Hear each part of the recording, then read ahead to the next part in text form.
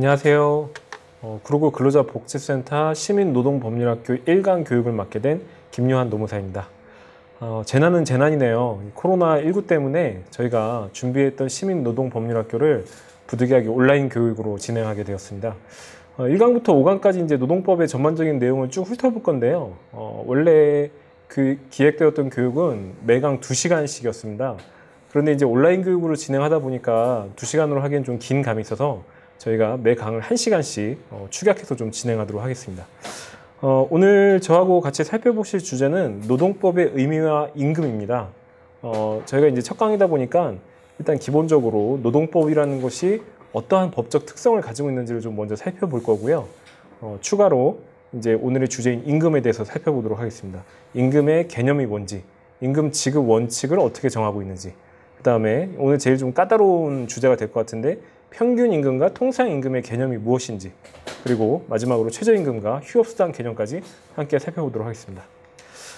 자, 그럼 먼저 노동법이라는 것이 어떠한 의미를 가지고 있고 어떠한 법적 특징을 가지고 있는지 함께 살펴보도록 하겠습니다. 자, 여러분들이 근로계약을 체결하시고 일을 하신다는 건 이런 의미죠. 뭐 전세계약, 매매계약 뭐 이런 거랑 똑같습니다. 사용자와 노동자가 임금 지급과 노동 제공을 서로의 동등한 권리 의무로 교환하는 겁니다. 사용자 입장에서 보자면 이렇죠. 근로계약을 체결하면은 내가 근로계약을 체결했으니까 노동자한테 일을 시킬 수 있는 권리가 생깁니다. 하지만 일을 시켰으니까 임금을 지급해야 되는 의무가 생기고요. 거꾸로 노동자 입장에서 보자면은 근로계약을 체결하면 사용자가 시키는 대로 일을 해줘야 되는 의무가 있지만 대신 일을 했으니까 임금을 요구할 수 있는 권리가 생깁니다. 그래서 이 두 가지를 서로 등가로 상호 교환하는 것이고, 이거는 뭐 아까 말씀드린 대로 매매계약, 전세계약과 마찬가지로 대등 당사자 사이의 자유계약입니다. 그런데 실제로 우리가 이 근로계약이라는 것을 살펴보면은 결코 대등한 자유로운 계약이 아니죠. 뭐 지금 이 교육을 들으시는 분들 취업하실 때 근로 조건을 본인이 직접 정하셨나요? 내가 이 회사 다니면서 하루에 몇 시간 일하겠다, 또 임금을 얼마 받겠다, 본인이 직접 정하시지 않으셨죠? 회사에서 정하는 대로 정해집니다.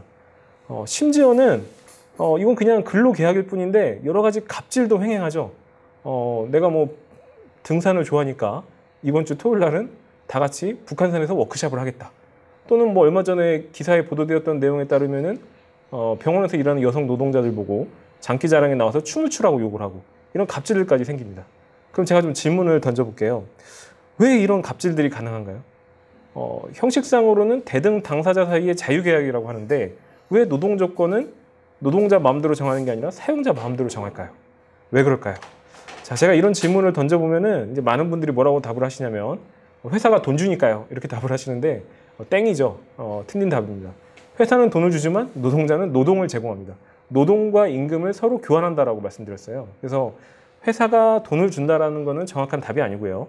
정확한 답은 우리가 회사 생활을 하면서 경험적으로 알 수 있는 거지만 바로 이런 구조 때문에 그렇습니다. 내가 아니더라도 회사는 아쉽지가 않습니다. 회사는 언제든지 싫으면 관둬라. 왜냐하면 당신 말고도 일 시킬 사람 많다, 이런 태도를 취할 수가 있죠. 하지만 우리 노동자 입장에서는 정반대입니다.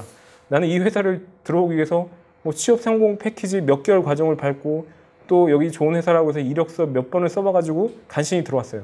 그리고 나는 이 회사를 관두면 당장 먹고 살 길이 막막합니다. 네, 일종의 수요 공급 법칙이 적용되는 거죠. 회사는 내가 아니더라도 이 노동자가 아니더라도 일을 시킬 수 있는 다른 노동자들이 있기 때문에 갑질을 할 수 있는 갑의 위치에 서게 되는 것이죠. 이거는 우리나라뿐만 아니라 세계 모든 나라에서 월급 받는 노동자들의 숙명이라고 할 수 있습니다. 그렇죠. 네. 항상 일자리보다 일하려는 사람이 많습니다. 실업자라고 하죠. 실업자가 어떤 시기에는 대폭 늘어날 수도 있고 어떤 시기에는 좀 줄어들 수도 있습니다만은 실업자라는 존재가 사라지지는 않습니다. 그게 자본주의 역사 내내 일관되었던 모습이죠. 그래서 이 대등 당사자 사이의 자유계약이라고 하는 근로계약 관계에서 사용자는 사실상 모든 전권을 휘두를 수가 있습니다. 제 말이 이제 과장이 아닌 것이 과거에 노동법이라는 게 없었을 때 어떤 모습을 보였는지 좀 살펴보시면은 확인하실 수 있거든요. 자, 이 자료는 뭐냐면은 19세기 후반에 영국 의회가 아동노동조사위원회라는 걸 꾸려서 노동자들의 실태를 보고하게 한 자료입니다. 이 자료 보고서를 보시면은 몇 시간씩 일을 하나요? 6시부터 밤 10시까지 하루에 16시간을 일을 합니다. 근데 이렇게 16시간씩 일하는 노동자들이 성인만 이렇게 일하는 게 아니고요. 7살짜리가 나가서 일을 해요. 네. 왜 7살짜리가 나가서 일을 해야 되나요? 지금 한국으로 치면 유치원 다니는 애인데, 그죠? 엄마 아빠가 벌어오는 임금으로는 한 가족의 생계가 불가능하기 때문에 어린 아이들까지 나가서 일을 했다는 거죠. 당시 자료를 보면은 16시간 동안 일할 동안 기계 옆을 떠나면 안 돼서 어른이 옆에서 밥을 대신 먹여줬다. 뭐 이런 기록들이 남아있는 것이죠. 이거 뭐 영국만 그랬던 것이 아니고요. 한국도 노동법이라는 것이 유명무실했을 때는 일반적으로 보였던 모습입니다. 자, 이 자료는 1970년에 평화시장에서 일했던 전태일이라는 부분의 요구사항이죠. 이 요구사항은 뭐냐면은 이 평화시장에서 일하는 노동자들의 노동 조건이 너무나 열악하기 때문에 이거를 개선해달라고 청와대에 편지를 쓴 겁니다. 당시 청와대에는 박정희 대통령이 있었겠죠. 근데 그 편지의 내용을 보면은 이런 거예요. 당시 평화시장에서 옷을 만드는, 재봉을 하는 이런 노동자들이 하루에 14시간씩 일을 한다는 겁니다. 그리고 며칠을 쉬느냐? 딱 한 달에 2번 쉽니다. 그래서 요구사항이라는 게 하루에 10시간에서 12시간만 일하게 해달라. 그 다음에 매주 일요일은 쉬게 해달라. 정말로 무리한 요구가 아니라 소박한 요구이죠. 이런 인간으로서의 최소한의 요구를 할 수밖에 없는 처지까지 내몰렸다는 것입니다. 노동법이 없었을 때는. 왜? 일하려는 사람이 많기 때문에 사용자는 사실상 정권을 휘두를 수 있기 때문에. 자, 그래서 바로 이런 이유로 세계 각국에서는 이제 노동법이라는 것을 만들어서 노동자들의 권리를 보장하기 시작하는 것이죠. 저희가 이제 상담을 하다 보면은 이제 많은 노동자분들이 이제 노동법을 잘 모르시는 상황에서 저희로 오시면 이제 항상 18번으로 하시는 말씀이 있는데, 우리 회사는 원래 이렇게 한다. 그리고 원래 이 직종은 원래 다 이렇게 일을 한다. 이렇게 말씀을 자주 하시죠. 근데 그런 얘기들은 사실 다 틀린 얘기입니다. 노동법이라는 건 뭐냐면은 사용자가 마음대로 정권을 휘두르지 말라는 겁니다. 이제는 일을 할 때 누구라도 노동자가 인간의 존엄성을 보장받으면서 일을 할 수 있도록 노동 조건의 최저 기준이라는 것을 국가가 법으로 정하고 강제하겠다는 겁니다. 노동법이라는 것은 뭐 사용자가 지키면 좋고 안 지켜도 그만인 뭐 그런 있으나 마나 뭐 그러한 뭐 좋은 얘기가 아니죠. 이거는 사용자가 지키지 않으면 그 자체로 형사처벌을 시키는 강행 법규입니다. 그렇죠. 그래서 노동법을 위반한 근로계약은 그 자체로 무효가 되죠. 오늘 이제 주제에선 빠졌습니다만은 한국에서는 1년을 일을 하시면 무조건 이제 퇴직금을 받으셔야 되는데, 내가 뭐 일자리를 구할 때 좀 사정이 궁박해서 사장님한테 저는 1년 일하고도 퇴직금 안 받겠습니다 라고 약속하시고 뭐 지장 찍고 인감 도장 찍고 인감 증명서까지 첨부하셨다 하더라도 1년이 지나면 퇴직금 받으실 수 있어요. 왜냐? 노동법을 위반한 근로계약이라는 것은 다 무효이기 때문에. 그죠? 1년을 일하면 퇴직금을 줘야 한다는 것이 강행 법규이기 때문에 퇴직금을 주지 않기로 근로계약을 해봤자 아무런 의미가 없고 1년이 지나면 법에 따라서 퇴직금을 요청하실 수 있는 겁니다. 자, 이런 노동법이라는 것을 각국이 제가 이제 다 보장하고 있다고 말씀드렸는데, 이제 우리나라에서는 어떻게 보장하고 있는지 조금만 더 구체적으로 살펴보도록 할까요? 대한민국의 최고 법률인 헌법에서 노동권을 명시적으로 보장하고 있습니다. 대한민국 헌법에서 보장하고 있는 노동권은 크게 두 축이에요. 하나는 헌법 32조, 또 하나는 헌법 33조 1항. 그래서 헌법 32조의 내용을 보시면 모든 국민은 근로의 권리를 가지고 뭐라고 하고 있냐면은 국가가 법률이 정하는 바에 의해서 최저임금제도 시행하고 또 인간의 존엄성을 보장하도록 근로조건의 기준을 법률로 정한다라고 정하고 있습니다. 예. 과거에는 법이 없을 때는 근로계약은 그냥 하기 나름이에요. 아까 제가 이제 뭐 하루에 16시간씩 일을 하는 7살짜리 뭐 그런 사례도 말씀드렸었잖아요. 내 마음대로 할 수 있는데, 사용자가 내 마음대로 할 수 있는데 이제는 그렇지 않습니다. 국가가 법률로 최저 기준을 정해놔서 1시간 일을 하면 최저임금은 줘야 되고, 그 다음에 일주일에 40시간밖에 일을 할 수 없고 함부로 자를 수 없고 일을 하다 다치면 산재 처리를 해줘야 되고 이런 것들을 다 법으로 정한다는 것이죠. 예. 그리고 최저임금제도 헌법에 의해서 시행되고 있는 것이고요. 이게 헌법 32조입니다. 나머지 다른 한 축의 노동권은 뭐냐면 헌법 33조 1항인데 노동자는 노동조건의 향상을 위해서 자주적인 단결권, 단체 교섭권, 단체 행동권을 가진다라는 조항입니다. 단결권, 단체 교섭권, 단체 행동권 세 가지라고 해서 이게 노동 3권이라고 하는 것이죠. 이건 노동자들이 노동조합을 할 권리를 의미합니다. 근데 이제 우리나라가 이 헌법 32조에 대해서는 많이 얘기를 하고 많이 홍보를 하는데 이 헌법 33조에 대해서는 별로 이야기를 하지 않습니다. 그래서 사실은 이 두 가지의 노동권이 같이 결합할 때만이 제대로 노동법이 작동할 수 있는 건데 이 33조에 관해서는 저희 시민노동법률학교 5강에서 또 별도로 강의가 준비되어 있으니까요. 거기서 그 내용을 좀 참고해 보시면 좋겠고요. 오늘은 이 헌법 32조 중에서 많은 노동자분들이 제일 관심 있어 하시는 임금이라는 주제를 진행해 보도록 하겠습니다. 자, 임금의 개념 및 지급 원칙 살펴보겠습니다. 임금이란 건 뭔가요? 제가 아까 말씀드렸죠. 사용자와 노동자가 근로계약을 체결하면 서로 주된 권리 의무로서 교환하는 것인데 노동자들이 일을 하는 것은 자원봉사활동이 아니죠. 기부활동이 아니죠. 돈 받으려고 하는 겁니다. 즉 근로계약의 목적이 임금입니다. 이 임금에 대해서 근로기준법은 뭐라고 정의를 하고 있냐면 사용자가 근로의 대가로 어떠한 명칭으로든지 지급하는 일체의 금품이다. 이렇게 정하고 있습니다. 자, 이 조항을 가지고서 우리가 임금의 개념 요소를 뽑아볼 수가 있어요. 첫 번째, 사용자가 노동자한테 지급해야 됩니다. 두 번째는 노동의 대가로 지급해야 되고요. 세 번째는 그랬을 경우에는 명칭은 따지지 않겠다는 겁니다. 자, 임금의 개념 요소 왜 따지냐면요. 이런 게 임금이면은 노동법에서 특수한 보호를 하지만 임금이 아닐 경우에는 별도의 보호 절차를 두고 있지 않기 때문에 그렇습니다. 예를 들어볼까요? 우리 회사는 결혼을 하면은 경조비라고 해가지고서 한 달에 10만 원씩 축의금을 항상 급여 명세서에 찍어서 같이 줬어요. 근데 이제 회사가 어렵다고 해서 경조비를 못 받았다고 했을 때 이걸 우리가 임금체불로 노동부에 신고할 수 있느냐? 없습니다. 왜냐하면 이거는 임금이 아니기 때문에. 왜 임금이 아닐까요? 이 위에 임금의 3요소를 살펴보시면 경조비는 노동의 대가라고 보지 않기 때문에 그냥 뭐 호의적인 차원에서 지급하는 금품이라고 보기 때문에 임금이 아닙니다. 마찬가지로 내가 영업사원이라서 뭐 영업 차량을 운행하면서 일단 내 돈으로 먼저 기름을 넣는다.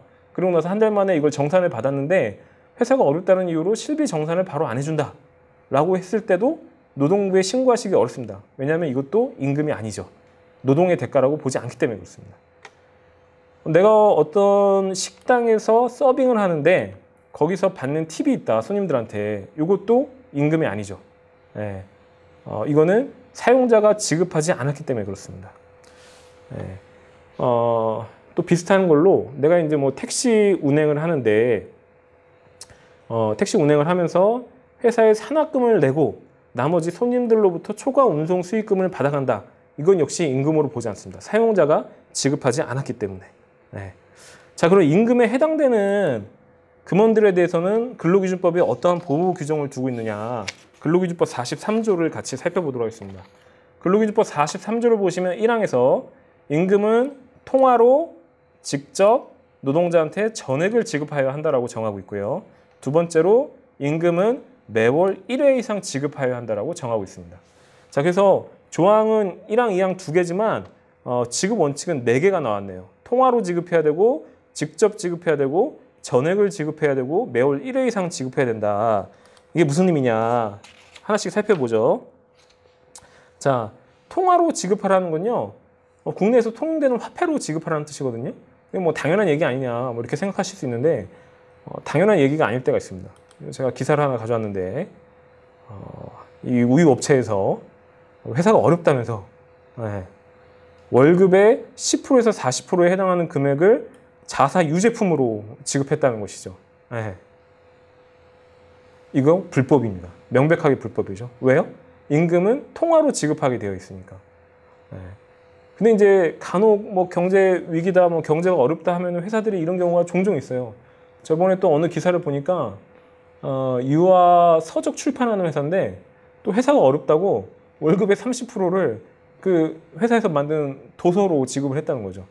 이제 회사는 임금을 안 주고 싶어서 그냥 떠넘기려고 그렇게 하는 건데 노동자 입장에서는 그걸 받아가지고서 뭐 팔아서 생활비를 마련해야 되나요? 안 되죠. 그래서 이렇게 지급하면 불법이 되고요.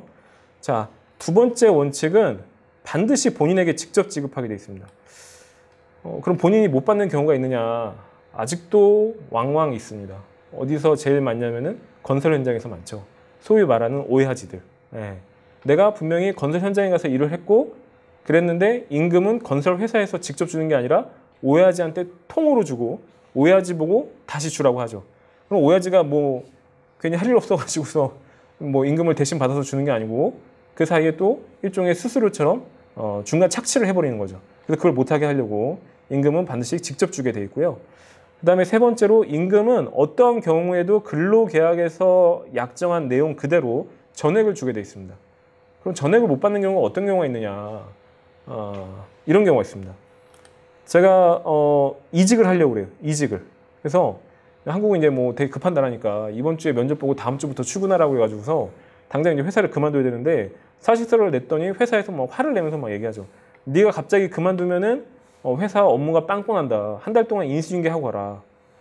근데 나는 뭐 당장 출근해야 되니까 모른 척하고 그만뒀더니 뭐 너의 갑작스러운 퇴사로 인해서 손해가 발생했다. 손해배상금을 마지막 달 월급에서 공제하겠다. 뭐 이런 경우들이 종종 있습니다. 자, 손해배상 청구라는 게 법리상 불가능하지는 않아요. 원래 월급 노동자인 경우에는 민법에 따라서 최소 한 달 이상의 기간을 두고 사직을 할 수 있습니다. 한 달 이상의 기간을 뒀을 때는 아무런 책임 없이 사직을 할 수 있는데 사용자가 동의하지 않았을 경우에 이런 갑작스러운 퇴사를 하는 경우에 손해배상 청구하는 게 불가능하진 않아요. 그러나 그런 경우에도 임금 전액불 원칙에 따라서 사용자는 임금은 건드릴 수 없습니다. 만약에 실제로 손해가 발생했다고 하면은 별도의 민사 절차를 통해서 노동자한테 소송을 걸어와야 되는 것이 그 자기 마음대로 자의적으로 네 월급에서 얼마를 떼고 줬다 이렇게 할 수는 없다는 것이죠. 자, 마지막으로 임금 지급 원칙은 정기불 원칙입니다. 매월 1회 이상 정해진 날짜에 지급한다는 건데 근데 요거는 이제 우리나라 근로기준법의 구멍 중에 하나죠. 왜 구멍 중에 하나냐? 한 달에 한 번 주라는 것만 있고 언제까지 주라는 건 없어요. 그래서 예를 들어서 지금이 이제 4월이니까 4월 1일부터 4월 말일까지 일한 임금을 언제 받아야 되느냐? 그럼 회사마다 다르죠. 좋은 회사는 어떻게 줘요? 4월 1일부터 4월 말일까지 일한 거를 4월 20일, 4월 25일에 땡겨서 주죠. 심지어 학교 선생님들은 4월달 월급을 4월 17일에 땡겨서 받습니다. 일반적인 중소기업은 4월 1일부터 4월 말일에 일한 것을 4월 30일 말일날 줍니다. 더 규모가 작은 회사로 내려가면은 4월분 월급을 5월 5일에 주고 5월 10일에 주고 5월 15일에 주고 5월 20일에 주고 이렇게 주는 회사들이 이제 있죠. 근데 이게 다 불법이라고 볼 수는 없어요. 한 달에 한 번만 주면 되기 때문에. 그럼 이게 차이가 너무 많이 나잖아요. 어떤 뭐 학교 선생님들은 4월달 월급을 17일 땡겨서 받는데 어떤 노동자들은 4월달 월급을 5월 20일 뭐 이렇게 가서 받아야 되니까. 근로기준법이 이 부분도 좀 바뀌어야 됩니다. 한 달에 한 번 주는 것도 중요하지만 기간에 따라서 정산했을 때 언제까지 주라는 걸 정해놓을 필요가 있습니다. 근데 하여튼 뭐 이런 허술한 법 규정조차도 사실 그렇게 잘 지켜지지가 않습니다. 제가 지금 말씀드린 대로 임금은 한 달에 한 번 줘야 되는데 여기서 하루라도 초과하면은 그 자체로 임금 체불이거든요. 그리고 퇴직을 하는 경우에는 원래의 월급 날짜와 상관없이 퇴직일로부터 14일 이내에 모든 금품을 청산하게 돼 있는데 이것도 잘 안 지켜집니다. 그리고 임금은 아까 전액불 원칙이라고 했었죠. 전액을 다 줘야 되는데 제대로 안 주는 경우도 많아요. 이런 게 다 임금 체불인데 법으로는 굉장히 강력하게 처벌하게 돼 있어요. 3년 이하의 징역 또는 3천만 원 이하의 벌금으로 처벌하게 돼 있는데 그런데 우리나라 임금 체불 어마어마하게 많습니다. 어마어마하게 많아요. 그거 좀 이따가 같이 왜 그럴지 살펴보도록 하고요. 일단 요 밑에 내용을 좀 먼저 설명을 드리자면은 근데 임금 체불은 형사처벌은 하게 돼 있지만 반의사 불벌죄입니다. 반의사 불벌죄라는 건 뭐냐면은 피해 당사자의 의사에 반하여 처벌할 수 없는 죄입니다. 노동부에 임금 체불로 신고하신 분들은 이제 경험하셨겠지만 마지막에 근로감독관이 꼭 물어보는 게 있어요. 사용자에 대한 처벌을 원하십니까? 라고 물어봐요. 그때는 처벌을 원한다고 답을 하시거나 아니면은 임금을 미지급하면 처벌을 원한다고 답을 하셔야 됩니다. 그때 그냥 뭐 우리 사장님은 좋은 분이니까 처벌까지는 원하지 않습니다라고 해버리면 그냥 거기서 더 이상 뭐 진행되는 거 없이 끝나버립니다. 왜냐면은 처벌을 원하지 않는 이상은 이거는 형사 범죄가 아니기 때문에 노동부 같은 수사기관에선 더 이상 수사를 진행할 수가 없어요. 예. 자, 그런데 이 지연이자 제도는 한번 읽어보시고요. 우리나라는 이런 형사처벌 제도가 있음에도 불구하고 어마어마하게 임금 체불이 많습니다. 이거 2016년에 나왔던 기사인데 OECD 국가에서 임금 체불 통계가 잡히는 나라들이 거의 없어요. 유일하게 이제 일본이랑 비교하는 정도의 기사가 나왔는데 기사를 보니까 우리나라의 임금 체불액이 2014년에 일본의 10배가 됐다는 거거든요. 근데 우리나라의 경제 규모가 일본의 3분의 1 수준이기 때문에 사실상 일본보다 임금 체불이 30배가 많다는 겁니다. 그럼 왜 그러냐? 여러 가지 이유가 있겠습니다만은 한국의 노동법에서는요, 임금 체불에 대해서 굉장히 손방망이 처벌을 합니다. 사업주들이 임금을 체불했을 때 죄의식이 없어요. 어저께 저희 구로구 근로자 복지센터에서 어느 젊은 여성 노동자분이 해고 상담을 하러 오셨는데 해고된 이유를 들어보니까 취업 성공 패키지를 통해서 어렵게 취업한 회사인데 입사 첫 달부터 월급을 제대로 안 줬다는 겁니다. 입사 첫 달의 월급도 한 20일 늦어서 줬고요. 또 두 번째 달 월급도 또 체불했어요. 그래서 왜 임금을 체불하냐고 사장님한테 아주 정중하게 언제 주실 건지라도 좀 알려달라고 문자로 보냈더니 대들었다고 바로 잘라버렸어요. 이게 한국 사장들의 어떤 기본적인 정서죠. 내가 돈 주는데 네가 왜 난리를 치느냐. 이런 정서들이 왜 생기느냐. 손방망이 처벌을 하기 때문에 그래요. 3년 이하의 징역 또는 3천만 원 이하의 벌금에 처하게 돼 있는데 실제로는 어느 정도 처벌을 하느냐. 강의를 수강하시는 분 중에 저한테 고용돼서 뭐 일을 하셨다. 저한테 이제 퇴직금을 받으실 게 1,000만 원이 있다라고 하는 상황이라고 가정을 해보죠. 제가 선생님한테 퇴직금 1,000만 원 안 주고 버팁니다. 어떻게 하실 거예요? 노동부에 신고하시겠죠?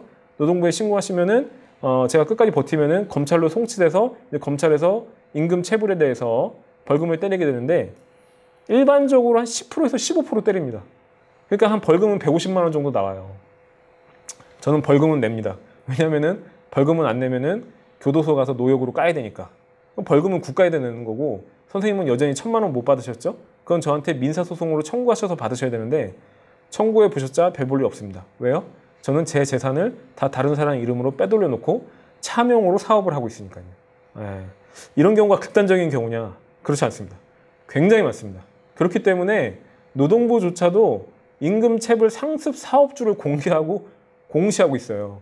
근데 그게 무슨 소용이 있겠습니까?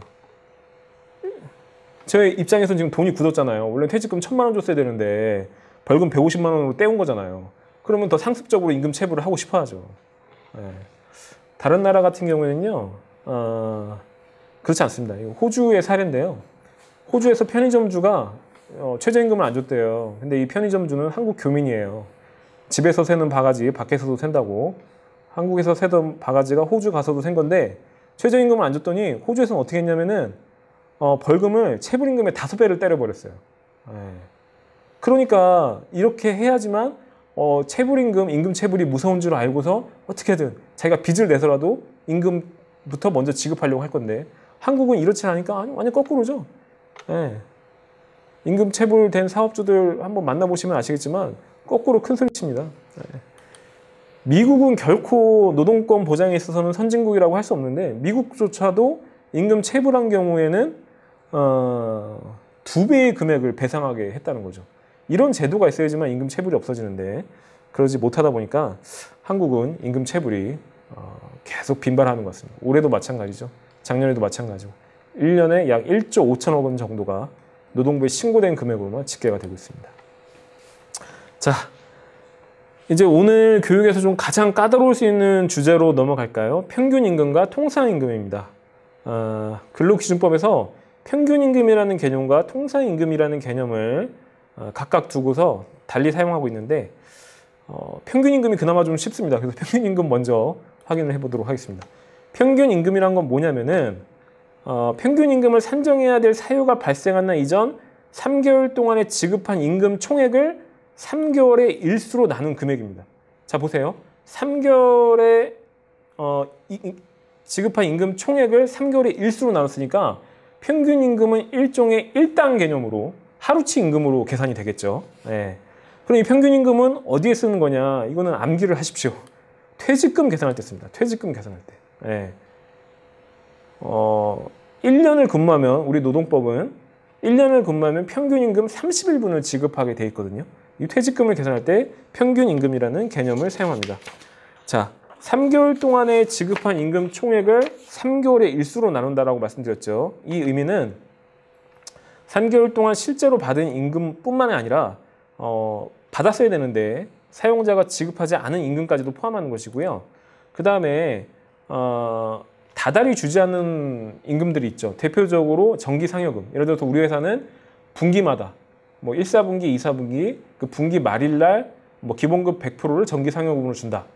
또는 우리 회사는 설과 추석에 뭐 귀향비를 100만 원씩 준다. 이렇게 한 달마다 주지 않는 임금이 있을 수 있습니다. 그리고 연차 수당도 매년 연차 휴가를 사용하지 못한 일수를 정산하는 거기 때문에 이것도 1년 단위로 지급하는 임금인데 이런 임금들은 내 퇴직 시점이 언제인지에 따라서 평균임금 산정 시점이 언제인지에 따라서 들어갈 수도 있고 안 들어갈 수도 있으니까 이거 좀 불공평한 것 같잖아요. 그래서 요거는 무조건 1년치를 다 모은 다음에 1년치의 3개월분, 즉 전체의 12분의 3을 계산해서 집어넣게 되어 있습니다. 다시요. 정기상여금이나 연차수당과 같은 것은 1년치의 3개월분을 3개월 동안의 임금 총액으로 집어넣는다. 평균임금을 산정해야 될 사유가 발생한 날 이전 3개월 동안에 실제로 받았건 못 받았건 그렇게 계산한다는 것이고요. 그 다음에 제가 지금 가운데 굵은 줄을 넣어놓은 거는 분모와 분자를 표시한 건데 요 임금 총액을 3개월 동안의 일수로 나누는 거죠. 근데 일수는 실제 일수입니다. 그래서 2월 달이 끼면 89일이 될 수도 있고 또는 뭐 7, 8월이 끼면 92일이 될 수도 있고 그죠? 그래서 이 일수로 나눕니다. 자, 우리 한번 이 급여 명세서를 보면서 평균임금 어떻게 계산하는지 한번 같이 볼까요? 자, 이런 급여 명세서가 있다고 치죠. 기본급, 직책수당, 연장, 야간, 휴일수당, 법정수당 받고 식대, 가족수당, 뭐 정기상여금 이렇게 주는데 정기상여금은 어떻게 주는지 봤더니 분기마다 45만 원을 3, 6, 9, 12월에 지급한다는 것이죠. 예. 그리고 뭐 1월 달 급여 명세서를 보니까 뭐 경조금도 받았고 3월 달에는 실비 정산액도 있네요. 자, 평균임금 어떻게 계산했죠? 3개월 동안의 임금 총액을 3개월 동안의 일수로 나눴습니다. 이 노동자가 만약에 2018년 4월 1일부터 2019년 3월 31일까지 1년을 일하고 퇴사를 했다고 한다면 법에 따라서 퇴직금을 받아야 되잖아요. 퇴직일이 2019년 4월 1일이니까. 그래서 퇴직일 이전 3개월 동안의 임금을 가지고 평균임금을 계산해야 되는데 간단합니다. 다 더해서 일수로 나누면 돼요. 근데 다 더할 때 유의하셔야 되는 것은 임금이 아닌 거는 더하면 안 되겠죠. 경조금과 실비 정산은 노동의 대가로 지급한 것이 아니기 때문에 임금이 아니라고 말씀드렸어요. 그래서 1월 달에는 227만 원, 2월 달에는 231만 원, 3월 달에는 일단 여기까지 217만 원을 더하고 제가 아까 달마다 주지 않는 연간 상여금은 그 3개월 안에 지급을 받았건 못 받았건 일단 무조건 1년치를 다 더해서 3개월분만 집어넣는다라고 말씀드렸죠. 그래서 분기마다 45만 원을 줬기 때문에 3개월분은 45만 원입니다. 이걸 다 더한 거를 실제 일수인 31일, 28일, 31일로 나누면은 이 노동자의 평균 임금을 계산하게 됩니다. 자, 얼마가 나오느냐? 제가 숫자를 맞춰놨기 때문에 8만 원이 나옵니다. 8만 원. 그죠? 그리고 평균 임금은 뭐를 계산할 때 쓴다고요? 퇴직금 계산할 때. 1년을 근무하면 30일분의 평균 임금을 지급하게 돼 있으니까 이 노동자는 1년 근무하고 퇴사한 노동자이기 때문에 8만 원 곱하기 30일 해서 240만 원을 퇴직금으로 받으면 되는 것이죠. 네. 자, 이게 평균 임금이었습니다.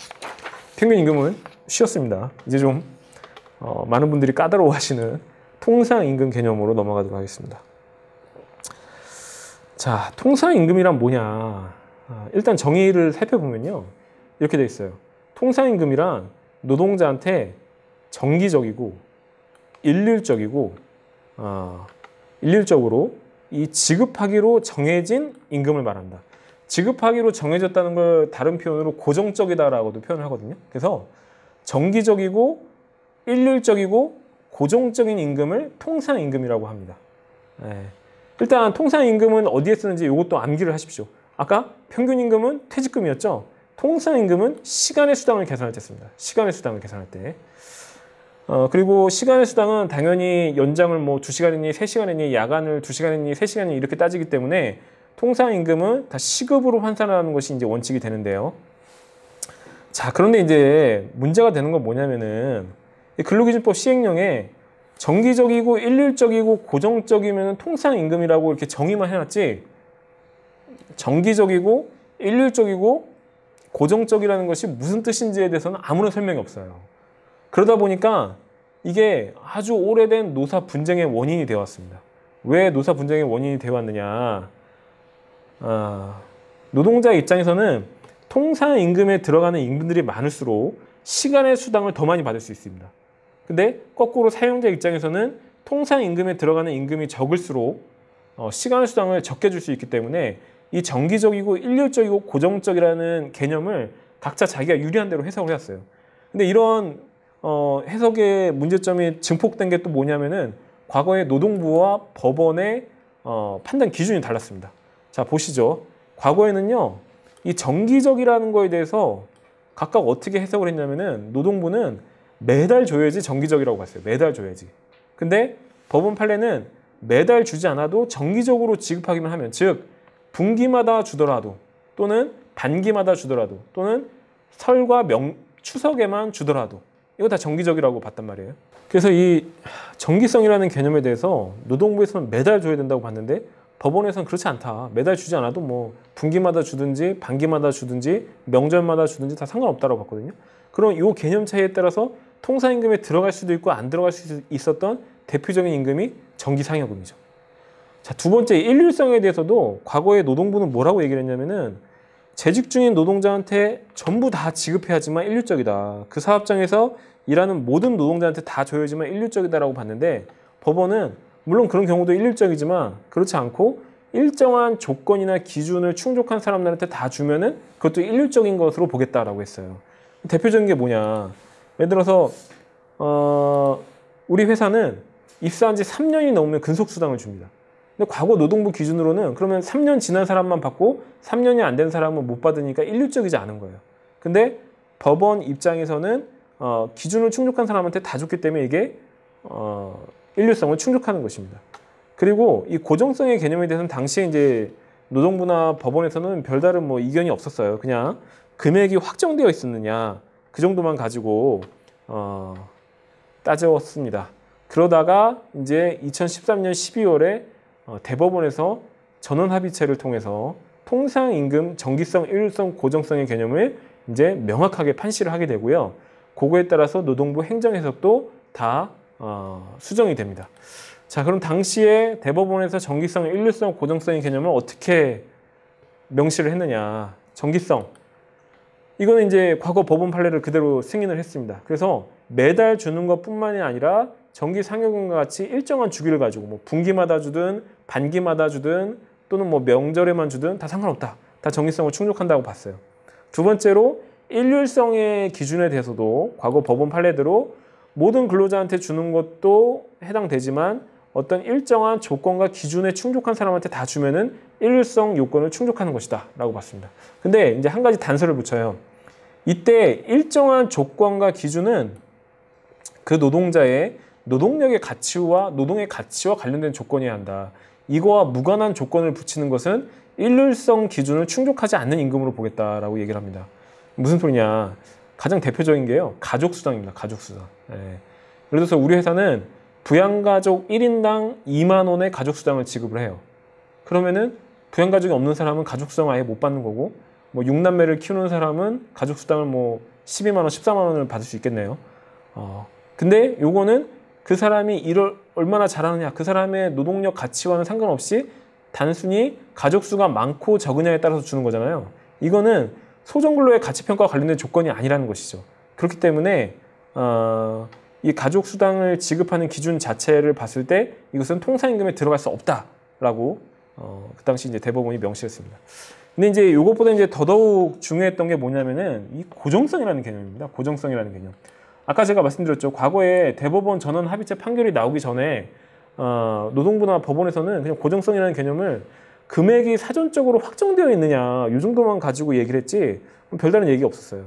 그런데 대법원 전원 합의체 판결에서 고정성의 개념에 대해서 이제 새롭게 판시를 하는데 뭐라고 하느냐?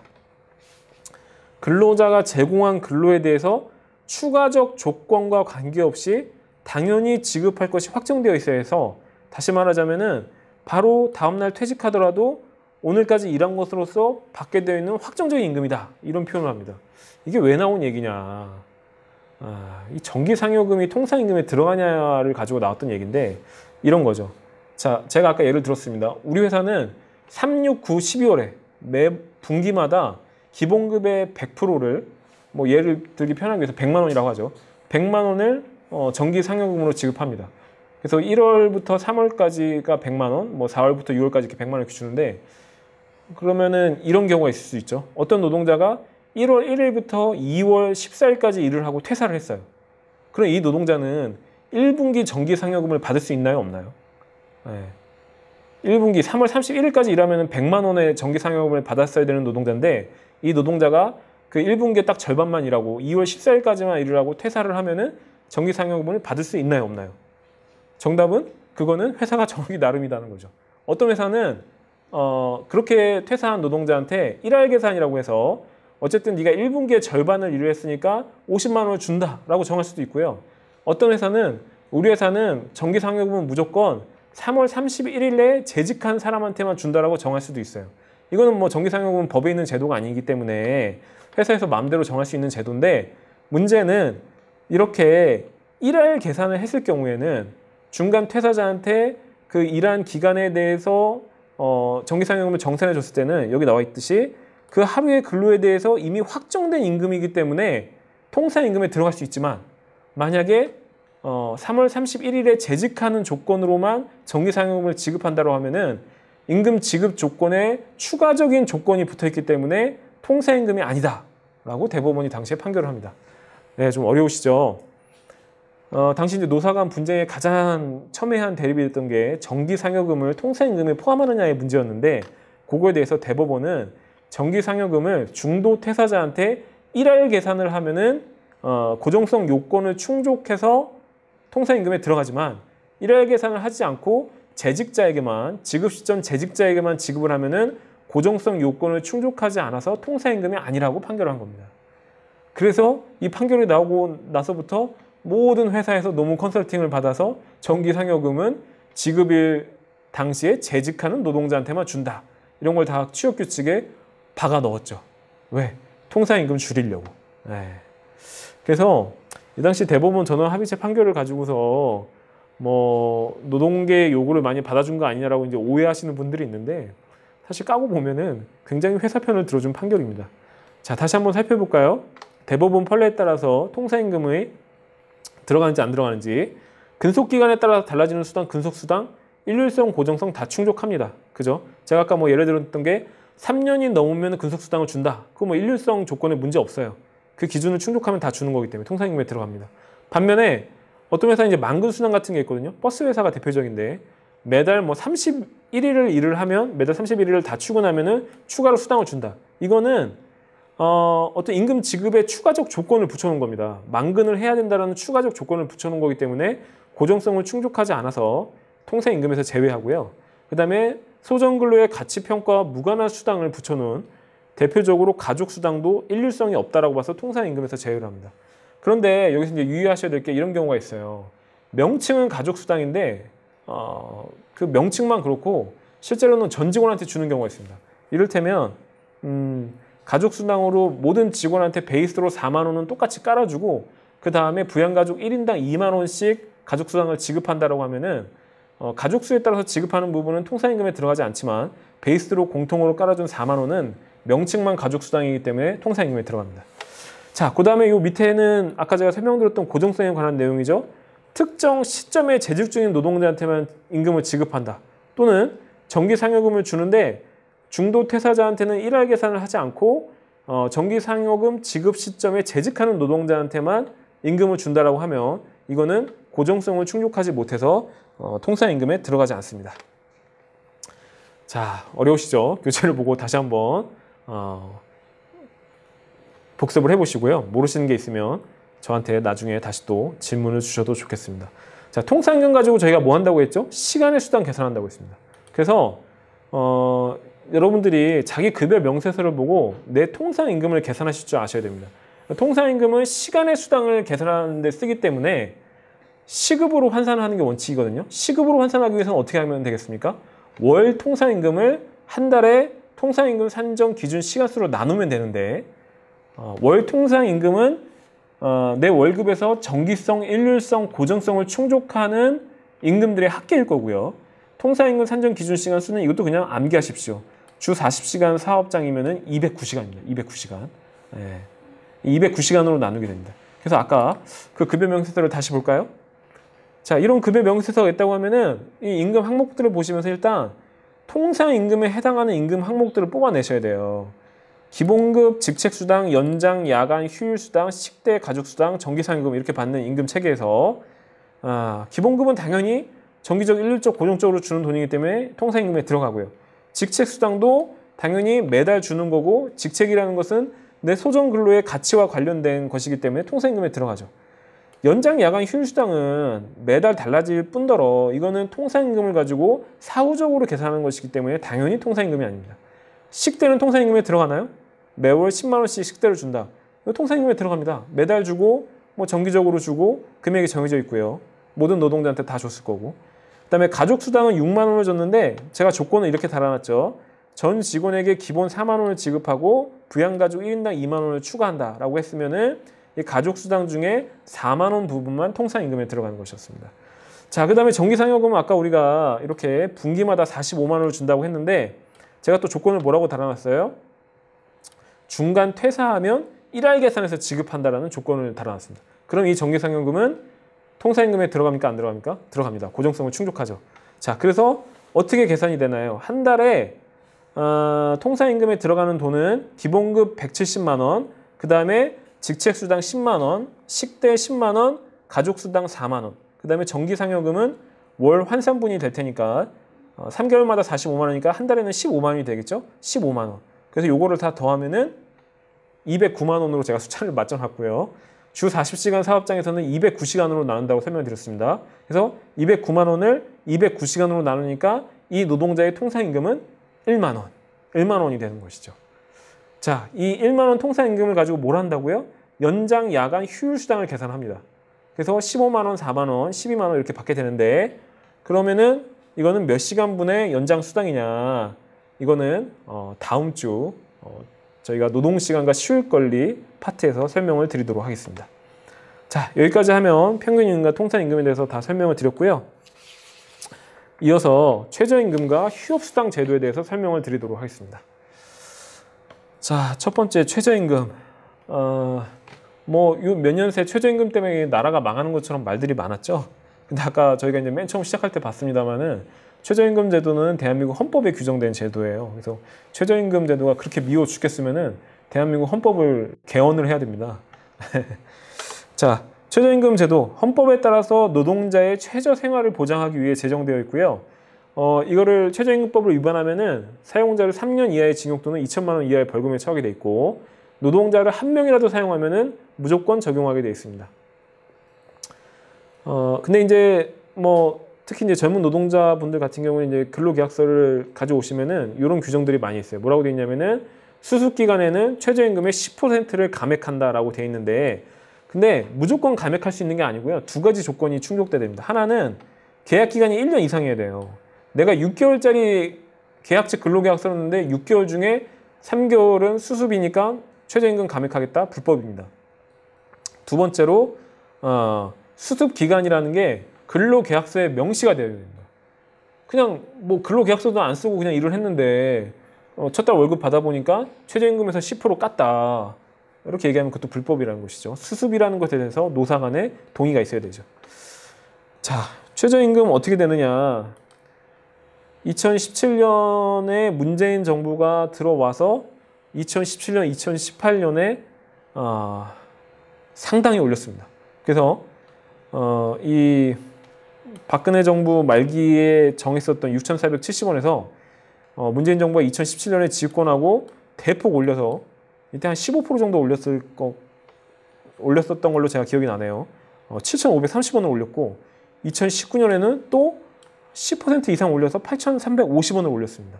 그래서 월급 기준으로 따져보면은 135만 원에서 157만 원, 174만 원까지 올렸었죠. 당시 문재인 정부의 대선 공약이 최저임금 1만 원이었기 때문에. 예. 그러다가 2020년 올해 최저임금 정하는 작년 시점에서는 너무 급격한 최저임금 인상으로 사업하는 사람들이 너무 힘들다라고 해서 인상폭을 좀 줄였던 상황인데, 예. 자, 그런데 이 최저임금을 이렇게 올리면서 보수 언론이나 관련해서는 최저임금을 너무 급격하게 올려서 나라가 망하는 것처럼 얘기를 했었죠. 예. 근데 과연 그랬는가? 과연 이 최저임금 인상의 효과들을 노동자들이 다 누렸는가? 저는 굉장히 회의적입니다. 왜 회의적이냐? 왜냐면요, 이 최저임금이라는 것은요, 그냥 월급 총액을 가지고 따지는 게 아니었거든요. 예를 들어서 올해 최저임금이 179만 원이잖아요. 내가 이제 근로계약서를 썼을 때 연봉을 이렇게 계약했어요. 연봉 2,400만 원에 한다. 그래서 계약을 했는데 그러면 12개월로 나누면 200만 원이니까 나는 일단 최저임금 이상을 받는 거냐. 그럴 수도 있고 아닐 수도 있습니다. 네. 왜냐? 최저임금을 따질 때는 그냥 임금 총액을 가지고 따지는 것이 아니라 한 달 받는 월급 중에서 소정 근로시간에 대해서 기본급 개념으로 나오는 것만 가지고서 최저임금을 따지는 거거든요. 그래서 지금 방금 제가 들었던 예에서 한 달에 월급이 200만 원이라고 하더라도 이를테면 기본급은 160만 원이고 40만 원은 각종 법정 수당, 시간의 수당을 포괄임금으로 지급하는 것이다라고 계약한 것이라고 한다면은 이것은 최저임금 위반이죠. 네. 기본급이 179만 원이 안 되니까. 그죠? 네. 이렇게 따지게 되는 건데, 특히 이제 구법에서는 구최저임금법에서는 뭐가 문제가 됐냐면은 최저임금에 들어가는 임금을 아주 좀 좁게 받습니다. 그러니까 다달이 받으면서도 최저임금에 들어가지 않는 임금들이 있었는데 그게 뭐냐면 대표적으로 식대. 예. 여러분들 식대 10만 원은 거의 대부분 받으시죠? 식대 10만 원을 대부분 받으시는 이유는 이제 소득세법에 따라서 월급 근로자의 경우에 10만 원 식대는 비과세 소득입니다. 그래서 이제 회사들이 다 10만 원 식대를 붙여주는데 과거의 구최저임금법에 따르면은 식대 10만 원은 일종의 복리후생비라고 봐서 최저임금에 들어가지 않는다라고 봤어요. 그 다음에 제가 아까 예를 들었던 정기상여금, 뭐 3, 6, 9, 12월에 정기상여금을 기본급의 100%를 받는다라고 하면은 이건 또 다달이 주는 임금이 아니기 때문에 최저임금에 들어가지 않는 걸로 봤습니다. 자, 그래서 2017년에서 2018년 올라갈 때 기준으로 우리가 한번 보자고요. 이때 월급이 135만 원에서 157만 원으로 올라갔는데 이런 회사가 있을 수 있어요. 기본급 150만 원에 식대 10만 원을 주는 회사가 있었다라고 친다면은 2017년에서 2018년 최저임금 157만 원으로 올라갈 때 여기가 최저임금 위반 사업장이 됩니다. 왜요? 식대 10만 원은 최저임금으로 치는 게 아니니까. 네. 근데 만약에 이 회사가 식대를 없애버리고 기본급으로 다 160만 원을 만들어버리면은 최저임금법 위반이 아니게 되죠. 사용자는 돈을 한 푼도 안 올려줬는데도. 그죠? 네. 또 정기상여금을 주는 회사가 이렇게 있다고 치면 다달이 150만 원씩 주고 3, 6, 9, 12월에 기본급의 100%를 주는 회사가 있다고 했을 때 2017년에서 2018년 넘어가는 시점에 이런 임금 체계를 유지하고 있으면은 기본급이 157만 원이 안 되기 때문에 최저임금법 위반이지만 만약에 이 상여금을 기본급으로 다 이렇게 녹여넣거나 한 달에 50만 원씩 녹여넣거나 또는 상여금을 줄이고 기본급을 높여버리면은 최저임금법 위반이 아니게 돼버렸던 거죠. 사용자가 부담하는 임금 총액은 똑같은데. 네. 그래서 당시에 최저임금이 인상되는 시점에서 기업들이 이렇게 최저임금 산입 범위를 가지고서 임금 총액을 인상하지 않으면서 최저임금법 위반만 피하려는 꼼수들이 굉장히 횡행했습니다. 네. 근데 문제는 이 꼼수들을요, 국가가 강력하게 단속하고 통제한 것이 아니라 오히려 법을 개정해서 합법화를 시켜줍니다. 그게 바로 2018년 6월에 있었던 최저임금법 개정입니다. 자, 최저임금법 개정의 내용은 뭐냐? 여기 이제 한번 최저임금법을 찾아보시면은 굉장히 복잡하게 규정이 됐는데요. 간단하게 설명하면 이렇습니다. 앞으로는 이제 복리후생비니 상여금이니 이런 거 따지지 않고요. 한 달에 한 번씩 주기만 하면은 전부 다 최저임금에 들어갑니다. 한 달에 한 번씩 주는 임금이면. 네. 다만 이걸 이제 한 번에 급격하게 이렇게 바꿔버리면은 노동계에서 반발을 할 게 뻔했기 때문에 단계적으로 2024년이 되면은 전부 다 최저임금에 포함시키지만 2024년이 되기 전까지는 상여금과 복리후생비는 일부에 대해서 최저임금에서 제외하겠다라고 그렇게 법을 만들어놨습니다. 다시요. 일단 최저임금에 들어가는 임금 범위는 시간의 수당이나 연체 수당 같이 소정근로시간 외에 지급하는 뭐 매달 변동되는 임금은 당연히 빼는 거고요. 나머지를 가지고 이제 봐야 되는데 2024년이 되면은 여러분들이 매달 받는 임금은 임금 명칭 여와 상관없이 전부 다 최저임금에 포함됩니다. 하지만 그 전까지는 상여금과 복리후생비 일부 금액에 대해서 최저임금에서 제외를 하게 되는데요. 이런 식입니다. 자, 2019년에는 최저임금법 규정에 따르면은 월 상여금에서 월 최저임금의 25%에 해당하는 43만 원은 최저임금에 산입하지 않고요. 그 다음에 복리후생비 중에서 월 최저임금의 7%에 해당하는 12만 원은 최저임금에 산입하지 않습니다. 25%, 7%로 법에 정해져 있어요. 근데 이게 2020년이 되면은 떨어집니다. 2020년에는 월 상여금은 월 최저임금의 20%에 해당하는 35만 원만 최저임금에 산입하지 않고 나머지는 최저임금에 산입합니다. 그 다음에 복리후생비는 월 최저임금의 5%에 해당하는 89,766원만 산입하지 않고 나머지는 산입합니다. 이 비율이 계속 줄어들죠. 언제까지요? 2023년까지. 25%, 20%, 15%, 10%, 5% 줄어들고요. 요거는 7%, 5%, 3%, 2%, 1% 이렇게 줄어들어서 최종적으로 2024년이 되면은 한 달에 지급하기만 하는 임금이면 전액 다 최저임금에 들어간다는 것이죠. 네. 자, 실제로 한번 우리가 계산해 보죠. 이런 임금 명세서가 있습니다. 2019년 12월에 받았던 임금, 2020년 1월 달에 받았던 임금, 기본급 직무수당, 자격수당, 식대 교통비, 시간의 수당, 월 상여금 이렇게 받는 분이 있어요. 월급은 똑같이 230만 원을 받았네요.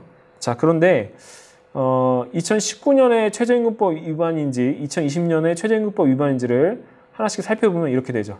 먼저 2019년. 네. 자, 153만 원의 기본급은 당연히 최저임금에 산입되고요. 직무수당 10만 원도 산입됩니다. 자격수당 10만 원도 다달이 주는 임금이고 소정 근로시간에 대해서 지급하는 임금 이상 산입됩니다.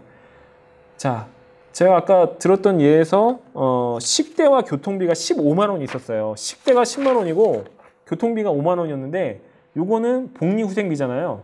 그러니 복리후생비 중에서 2019년에는 월 최저임금의 월 최저임금의 7%에 해당하는 12만 2,161원은 최저임금에 산입하지 않습니다.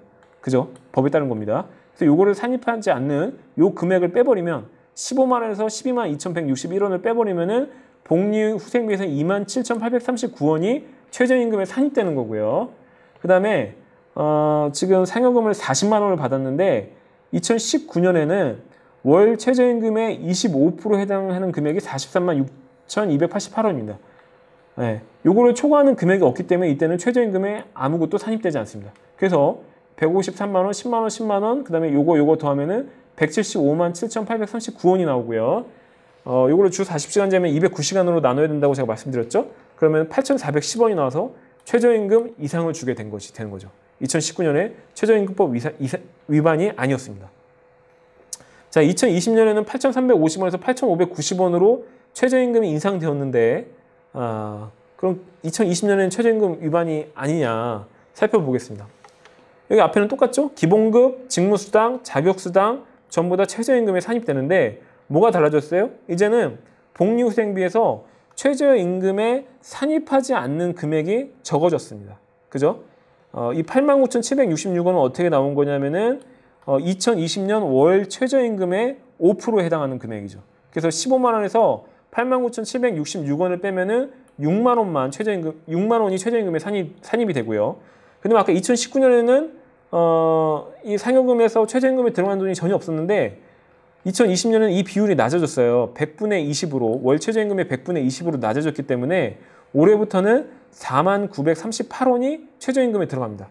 그래서 위의 금액과 이 금액들을 더하면 183만 원 정도가 나오고 이걸 209시간으로 나누면은 8,762원이 돼서 올해도 최저임금 이상이 되는 것이죠.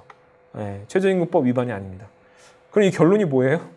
2019년에서 2020년으로 올라갈 때 어쨌든 최저임금이 인상이 되었는데 이 최저임금 산입범위 법 개정이 되면서 사용자가 한 푼도 추가 부담을 하지 않아도 최저임금법 위반이 아니게 되었다는 것이죠. 이것이 당시에 정부와 국회가 했던 일이 되겠습니다.